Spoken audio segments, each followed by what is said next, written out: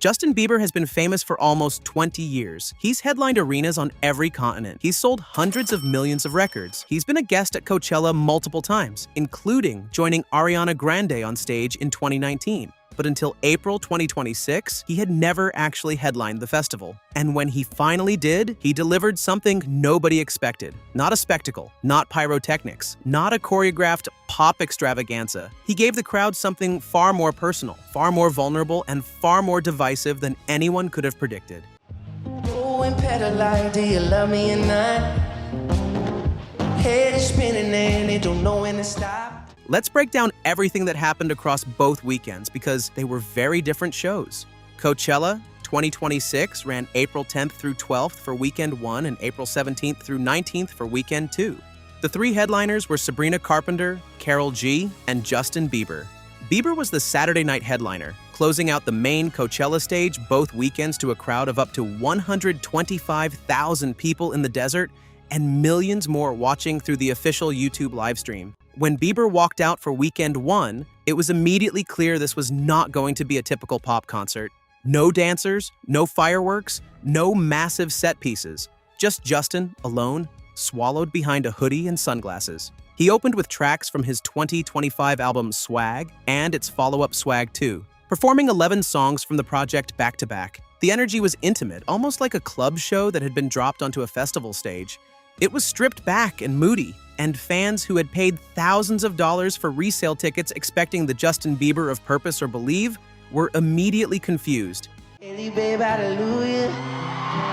Baby Jack, hallelujah. But then, around the 50-minute mark, things shifted. Bieber addressed the crowd directly. He said something like, "Tonight is such a special night, but I feel like we gotta take you guys on a bit of a journey. You guys remember this song?" And then he sat down at a laptop on stage, opened YouTube, typed "baby" into the search bar, and pulled up the music video for his 2010 hit. The video played on the massive Coachella screens while Bieber sang along, sometimes singing full lines, sometimes just mouthing the words, sometimes not singing at all. He scrolled through his own YouTube history like any of us would at 2 in the morning, pulling up old clips including footage of himself as a kid walking into a glass door. Let me see, what's good? This section lasted nearly 25 minutes. He played "Baby," "Favorite Girl," "That Should Be Me," "Beauty and a Beat," and other catalog tracks, all through YouTube videos on screen while he sang along karaoke style. It was the only part of the 90-minute set that featured his classic hits, and it was delivered in the most unconventional way imaginable. The internet immediately split in half.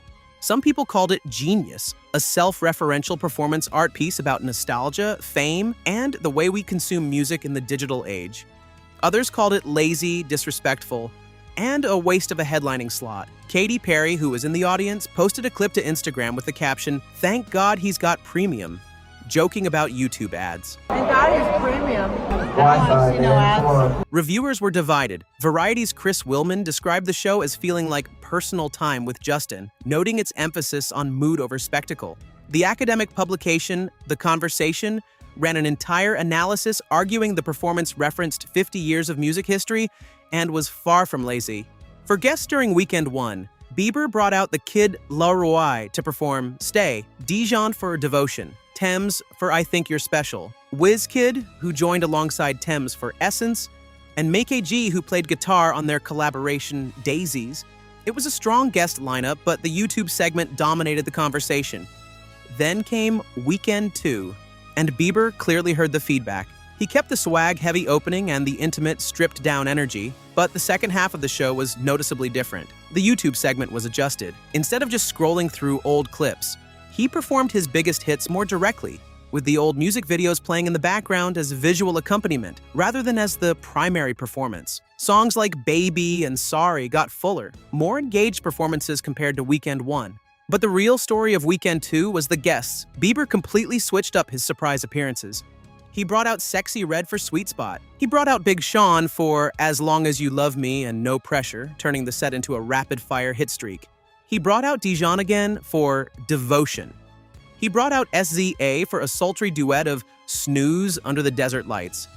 And then came the moment that broke the internet. During the encore, Bieber launched into One Less Lonely Girl, the 2009 track that defined his early career. In the original tours, he would pull a random fan from the audience. sit them in a chair on stage, and serenade them. Everyone wondered if he'd bring back the tradition. He did, but the fan wasn't random. It was Billie Eilish. Billie has been an open Bieber superfan since childhood. She's talked about how his music shaped her entire life, and according to footage shared by Billie's sister-in-law, Claudia Solowski, it was actually Hailey Bieber who made the moment happen. Hailey was originally supposed to be the one less lonely girl for the performance, but she chose to give the moment to Billie instead, physically pushing and encouraging her to go up on stage. The footage is incredible. Billie can be seen falling to the ground multiple times in disbelief as she realizes what's happening. Bieber comes down from the stage to help her up and escorts her to the chair. He serenades her while she sits there, smiling, holding her head in her hands, visibly overwhelmed. The crowd of 125,000 people is screaming. It was, without question, the single most viral moment of Coachella 2026.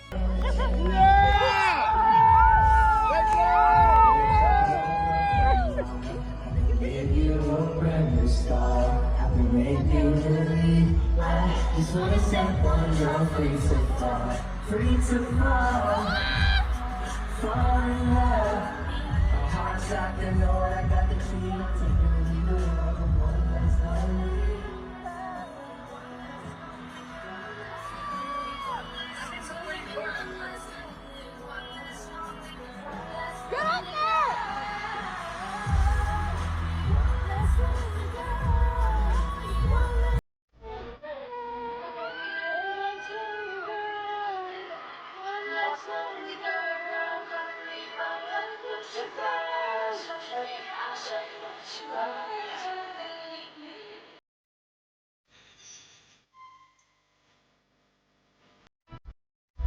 The next day, Billie posted a close-up selfie on her Instagram story showing her tearful eyes with the caption, "Can't stop crying."